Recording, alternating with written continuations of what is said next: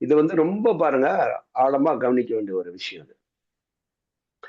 மனித சமுதாயத்தில் பலருடைய மனநிலை எப்படி இருக்குன்னு சொல்றாரு. காட்டில் வாழும் குரங்கினங்களுக்கும் மனிதர்களுக்கும் இடைப்பட்ட நிலையில் உள்ளன. இந்த ஒத்த லைன்ல ஒரு சென்டென்ஸ்ல கவனிக்க வேண்டிய விஷயம் பாருங்க.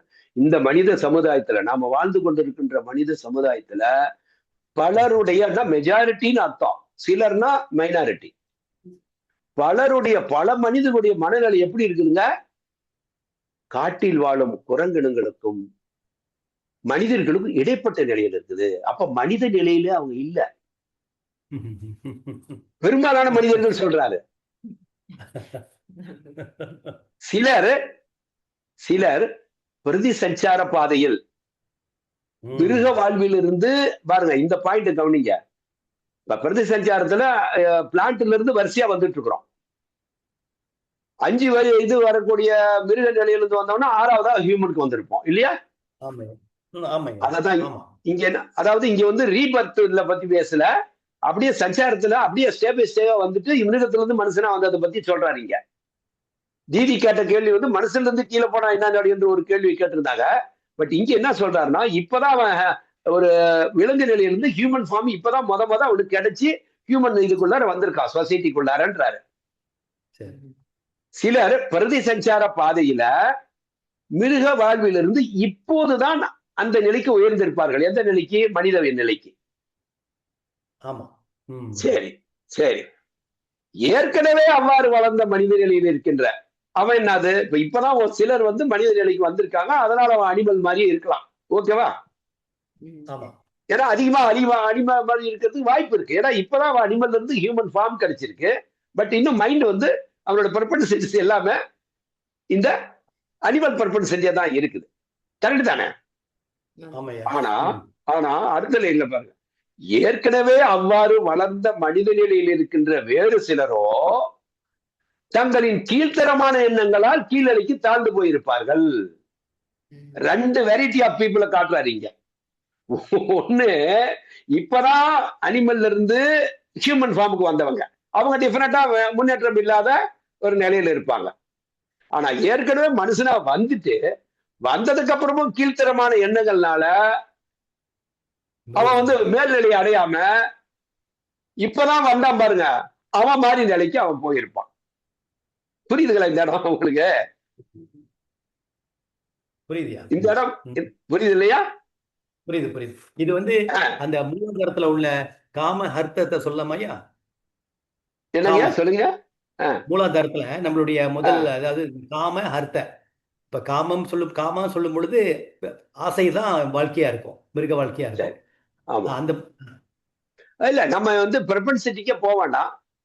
பிரபன்சிட்டி வந்து எப்படி இருக்கும் அப்படின்றத விட, இப்ப அப்படியே நீங்க எடுத்துக்கிட்டா கூட பாருங்களேன், இப்ப பிரபன்சிட்டியா எடுத்துக்கிட்டா கூட இப்பதான் வந்து பரிணாமத்துல பிரதி சஞ்சாரத்துல வந்து விலங்குல இருந்து ஹியூமன் ஃபார்முக்கு வந்திருக்கான் அப்படின்னா அவனுடைய அந்த எல்லா 50 விருத்திகளுமே சரி, நீங்க வந்து மூலாதாரத்தில் இருக்கக்கூடிய அர்த்த தர்ம அர்த்த மோட்ச காம எதுவா இருந்தாலும் சரி, அவனுடைய நிலை என்பது ஒரு கீழ் நிலையில தான் இருக்கும். கரெக்டா? டெவலப்டு ஸ்டேஜுக்கு வரல, ஏன்னா இன்னும் அவன் சாதனாவுக்கு வரல. இப்பதான் அனிமல்ல இருந்து வந்திருக்கான். அவன் வந்து நீங்க மனதனுடைய அடுக்குகள்ல பாத்தீங்கன்னா, லேயர்ஸ் ஆஃப் மைண்ட்ல பாத்தீங்கன்னா அவன் அன்னமய கோஷத்துல தான் இருப்பான். பட் இவன் மனுஷனா வந்துட்டு அவன் ஒரு கட்டத்துல வந்து அவன் வந்து அன்னமயத்தை தோண்டி மனோமய கோஷம் வந்து கூட போயிருக்கலாம். மனோமய கோஷம் வந்ததுக்கு அப்புறம் அவன் என்ன பண்றான், அந்த மைண்ட நெகட்டிவான இதுக்கு அவன் பயன்படுத்தி அந்த மைண்டுடைய கெப்பாசிட்டியை வந்து நெகட்டிவான சில தாழ்ந்தவர்களோட தொடர்புனாலேயோ அல்லது பழகி கொண்ட சில இதுனாலேயோ பழக்க வழக்கங்களால அவன் வந்து கீழான நிலைக்கு அவன் போயிருந்தான்னா அத்தகைய மனிதர்களும் இந்த உலகத்தில் நீங்க இருக்காங்க. அதனாலதான் பெரும்பாலான பேர் வந்து குரங்கும் இல்லாம மனுஷனும், அதாவது முற்படுத்திய இனமாகிய குரங்கும் இல்லாம மனிதனும் இல்லாம இடைப்பட்ட நிலையில இந்த 2 விதமான பீப்புளுமே அங்க இருக்காங்கன்னு சொல்றாரு. யார் யாரு 2 விதம்ன்றது? யாரு? இப்பதான் அனிமல்ல இருந்து ஹியூமனா வந்திருக்கா ஒருத்தன், அவன் அப்படித்தான் இருப்பான், விலங்காட்டு தான் இருப்பான். அவன் குரங்கு இல்லானா, ஆனா ஏன்னா ஹியூமன் பாடி கிடைச்சிருச்சு, அவனை குரங்குன்னு சொல்ல முடியாது. ஆனா மனிதன் இல்லை. அப்ப அவன் குரங்கு இல்லாம இன்னும் ஃபுல்லா மனிதனும் மாறாத ஒரு நிலையில இருக்கான். கரெக்ட் தானே?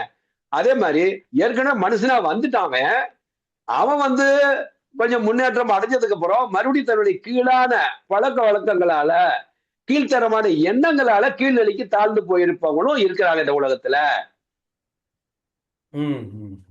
அப்ப ரெண்டு பேருமே பாத்தீங்கன்னா நீங்க வெய்ய மிஷின்ல வச்சீங்கன்னா ரெண்டு பேரும் ஈக்குவல் வெயிட்டா இருப்பாங்க. எதுல? அவங்களுடைய எண்ணங்கள் மூலமாக. மிருகத்துக்கும் மனிதனுக்கும். ஆமா, ரெண்டு பேருமே ஈக்குவலான ஸ்டேஜில் இருப்பாங்க. பட் இங்க அடுத்த கட்டத்துல சொல்ல வர்றதுதாங்க மிக முக்கியமான விஷயம் சொல்ல வர்றாரு. அவர்கள் யாரு? இந்த ரெண்டு கேரக்டரையுமே எடுத்துக்கிட்டாரு. ஒண்ணு அனிமல்ல இருந்து ஹியூமனா வந்திருக்கான் ஒருத்தன், அவனும் எடுத்துக்க. ஹியூமனா ஏற்கனவே வந்துட்டு இப்ப கீழே போயிட்டான். இப்பதான் அனிமல்ல இருந்து வந்த மாதிரி நிலைக்கு அவன் கீழே போயிட்டான். சோ இவங்க எல்லாமே இவர்களை பொதுவா அவர்கள் ரெண்டு ரெண்டு கேட்டகரியுமே பொதுவா சொல்றாரு. அவர்கள் தொடர்ந்து தங்கள் மனதை அற்ப எண்ணங்களில் ஈடுபடுத்தி கொண்டே இருந்தால் அவர்கள் செங்கல், கல் அல்லது மரம் போன்ற ஜட பொருள்களாகவும் அதைவிட அதிஜட நிலைக்கும் சென்று விடுவார்கள். இங்க ஒரு டேஞ்சரான ஒரு விஷயத்த சொல்றாரு. அந்த ரெண்டு பேத்துக்கும் அதே நிலை தான். இப்ப ஏற்கனவே கீழ்நிலைக்கு ஒருத்தன் வந்துட்டான், ஏற்கனவே மனுஷனா வந்து கீழ்நிலைக்கு போயிட்டான். இப்பதான் அனிமல்ல இருந்து வந்து ஹியூமனுக்கு போயிருக்கான். இந்த ரெண்டு என்ன இதுவும் அவங்க மறுபடியும் அந்த கீழ்நாள் இதுல வந்து யாரு போனாலும், அவன் போனாலும் சரி இவன் போனாலும் சரி, என்ன நிலைக்கு போகணுமே? செங்கல், கல்லு, மரம். அது மட்டும் இல்ல, அதை விட அதிஜட நிலைக்கும் போயிடுறதுக்கான வாய்ப்பு அங்க இருக்குது. சரி, மனம் எல்லாத்துக்கும் காரணம் மனம் தானே. அதுதான். ஆமையா, எண்ணங்கள் மனம் வந்து என்ன நினைக்குதோ, அதாவது எண்ணத்துக்கு ஏற்றவாறு தான் உங்களுடைய வாழ்வு வந்து எண்ணத்துக்கு ஏற்ற மாதிரிதான் சொல்லுவாங்கல்ல. எண்ணம் போல் வாழ்வுன்னுவாங்க. விலங்கை போல எண்ணம் இருந்தா விலங்கு வாழ் தான் ஆகும். தெய்வம் போல நீங்க வந்து எண்ணம் இருந்தால் தெய்வீகமா மாறுவீங்க. சோ அந்த எண்ணம் தான், எண்ணம் என்பது மனதினுடைய இதுதான். எண்ணம் இது வந்து பெயர் சொல்லுதான் வந்து மனம் என்பது. மனதிலிருந்து தான் எண்ணங்கள் உருவாகுது. எண்ணங்கள் உருவாகலைன்னா அங்க மனம் இல்லைன்னு அர்த்தம். சோ மனம் தான். சரியா? இப்ப பாருங்க, அடுத்த விஷயத்த ஒண்ணு சொல்றாரு பாருங்க. விலங்குகளுக்கு தங்கள் எண்ணங்களை உயர்த்தவோ அல்லது ஆன்மீகத்தை கற்கவோ எப்படி வாய்ப்பு இல்லையோ, விலங்குகளுக்கு இருக்கா? எண்ணங்களை உயர்த்த முடியுமா விலங்குகளால? முடியாது. ஆன்மீகத்தை கத்துக்க முடியுமா? முடியாது. எப்படி அவங்களுக்கு வாய்ப்பு இல்லையோ விலங்குகளுக்கு, அதே போல் தங்கள் மனதை மிருக சிந்தனைகளால் விலங்கு நிலைக்கு மாற்றிவிட்ட மனிதர்களாலும் ஆன்மீக பாதையை பின்பற்ற முடியாது. அவர்கள் ஆன்மீக தீட்சை பெற்றாலும் அல்லது கல்வி கற்றாலும் கூட அறியாமை கொண்ட முட்டாள்களைப் போலவே நடந்து கொள்வார்கள். பாருங்க எவ்வளவு டேஞ்சரான ஒரு நிலை பாருங்க. இத நல்லா பதிய வச்சுக்கிட்டீங்க. இந்த பேராவில சொல்ற விஷயங்கள் அப்பேற்பட்ட விஷயம். உலகத்துல ரெண்டு விதமான மனிதர்கள் இருக்கிறாங்க. ஒருத்தன் மனுஷனா பிறந்து அவன் மனித பிறப்பு கிடைச்சி வாய்ப்பு கிடைச்சி பல இதுக்கு ஆனதுக்கு அப்புறம் அவன் பார்த்து கீழான எண்ணங்களால கீழே நிலைக்கு வந்துட்டான். ரெண்டும் இல்லாம குரங்கு இல்லாம மனுஷன் இல்லாம நிலைக்கு வந்துட்டான். இப்பதான் ஒருத்தன் வந்து குரங்கு இருந்து மனுஷனா வந்திருக்கான். இந்த ரெண்டு பேருமே மறுபடியும் வந்து அவங்களுடைய ஜட அதாவது கீழான எண்ணங்களால மறுபடியும் தொடர்ந்து அதே மாதிரி காரியங்களில் ஈடுபட்டு கொண்டிருந்தால் அவங்க நில கல்லு, மண்ணு, மரத்தை விட இன்னும் மோசமா போயிடுவாங்க. ஆனால் இந்த இத எப்படி விலங்குகள் இத்தகைய மனிதர்களுடைய நிலை என்னன்னு சொல்றாரு ஆன்மீகத்துல. எப்படி விலங்குகளுக்கு வந்து வாய்ப்பு கிடைக்காதோ அது மாதிரி இந்த தங்களுடைய மனதை வந்து மிருக சிந்தனைகளால் விலங்கு நிலைக்கு மாறிவிட்ட மனிதர்களாலும், இப்ப இவன் வந்து எண்ணங்களால மிருகமா மாறிட்டான். அப்ப மிருகங்களுக்கு வந்து அது வாய்ப்பு கிடைக்காத மாதிரி இவன் எண்ணங்களால மிருகமா மாறிட்டதுனால அவர்களால ஆன்மீக பயிற்சியை பின்பற்ற முடியாது. எப்படி ஒரு விலங்கால ஆன்மீக பயிற்சியை பின்பற்ற முடியாதோ அது மாதிரி இத்தகைய மனிதர்களாலும் ஆன்மீக பாதையை பின்பற்ற முடியாதுன்றது மட்டும் இல்ல, அவர்கள் ஆன்மீக தீட்சை பெற்றாலும் அல்லது கல்வி கற்றாலும் கூட அறியாமை கொண்ட முட்டாள்களை போலவே நடந்து கொள்ளும். அவங்க தீட்சை வாங்கினாங்களும் சரி. ரொம்ப சிந்திக்க வேண்டியதா இருக்கா இல்லையா? ஆமாங்கய்யா.